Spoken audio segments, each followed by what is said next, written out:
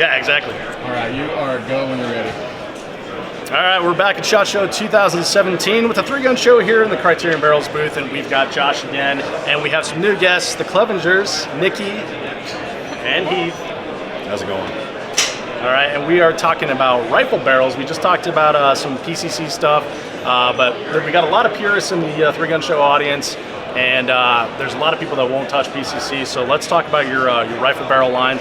Now you guys both shoot 223, right? Correct. You haven't dabbled in the heavy yet. Yes. Nikki, I know that you've been killing it with some long range lately, and the barrel has had a lot to do with your game. So which one did you end up settling with? So last season I worked a lot with the chrome line barrel, and I really liked it. And then my parts manager Heath, mid-season, switched it from chrome line to stainless, and I thought I'd see a really big difference, but I haven't. The actual difference between the chrome line and the stainless is almost unnoticeable in the long range game for me personally. So he does these little switches, doesn't tell me anything about it, but I put the dot on the target and I've been hitting it ever since. So, and I believe 100% that's because of the barrel, because I don't know all the technical windage, anything like that.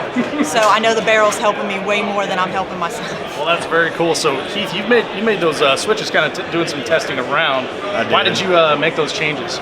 I just wanted to check it out because you always hear stainless is better. It's more accurate. Right. So Josh told me it really wasn't any difference, but you know, you always got to find out for yourself, especially when you're a little hard-headed like me. Well, so, especially with us being gun guys, we're like, right. I got to try. Tell me what got to shit. try.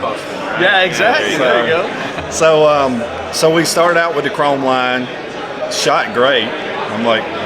Literally easy under MOA with quality ammo. Doesn't matter what you pick. And so we got some new guns. I'm like, well, let's try the stainless barrel, and we can measure some direct comparisons. And it really is no noticeable difference. I mean, I've tested at 100 yards and 200 yards and measuring groups with the same ammo. The only difference is one's a chrome barrel and one's a stainless barrel. And those are both Criterion barrels? Both Criterion barrels. Sweet. That's pretty cool. So, Heath, and a lot of times when we go to matches, you've got all these guns to account for, all your ammunition and everything, and you've got two to manage. What do you do for water and food and stuff like that when you're on the range? Well, I have this wonderful lady that keeps me going with those proper snacks and nutrition. Keeps me going. Water, Gatorades. I carry all the heavy stuff. I load the truck. Brings the snacks. She brings the snacks. That's awesome. It keeps me from getting hangry while we're shooting. You know what I mean? So it works out good. That's a good partnership to have. So Josh, you gave me this rifle beforehand, and I took the handguard off, which is really cool. And I noticed that the gas block is really far forward on this barrel. Mm-hmm. So this is a 16-inch barrel, and this looks like a rifle-length gas. Is that right? Absolutely. Why would you want a rifle-length gas in a 16-inch barrel? And why do you guys make that? I don't see that from a lot of other people. Well, it's really a softer recoil impulse, and a lot of guys who are running dissipator-style builds, that's kind of the ticket for them. Mm-hmm. Generally, 16-inch rifle length, it's got a bit of a stigma behind it, and Heath had to do that myth-busting with the chrome line barrels. We can do that with this one as well, because basically what we do anytime we develop a new barrel model is we do extensive testing to see what gas port diameter, what chamber dimensions matches up best with a certain rifle barrel length and the gas system length. So we get it all matched and fine-tuned. So you don't have one chamber that goes all the way across all your we have a couple different options, and it'll depend on the model. Generally, the 223 Wild is our most popular configuration, but there are a few other ones that will run on specialty builds. Or for OEM clients too, we'll get different guys who order different chamber dimensions. Cool. So you were telling me that there's something to do with dwell time. Correct. What does that mean, and how is that beneficial on this side? So dwell time really pertains to the amount of time that the gas is in the bore past the gas block here. And it'll vary depending on your gas length and your barrel length and whatnot. And then there's also lock time, which is basically how long the bolt is in battery before it starts cycling rearward. Right, so before the gas reaches the block, sends it back and opens that bolt up? Correct, yeah, that'd be your lock time. So really you want to have both of those variables in unison with gas guns to keep everything functioning reliably. Got it. So then when you move this from say a carbine length up here to a rifle length, that's got to completely change that balance. Oh yeah, no, absolutely. You got to mix things up a little bit with the gas port, and that's really the variable that comes into play there. Okay, cool.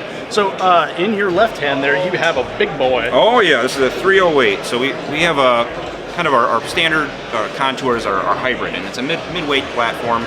We do have lighter contours, we have heavier contours, but this is generally the most popular. And this particular rifle is set up as more of a DMR SPR type build in the 308, so it's a little more configured for a prone build than you running and gunning with these PRS stock and some of this furniture. Yeah, let me see how heavy that It can is. get a little beefy, but I took her out whitetail hunting, and I didn't mind lugging her around for a day or two. But I imagine if we were out in the mountains, it'd be a little different story. Yeah, so, we'd have to make Heath carry it for us. Yeah. So this is there you go.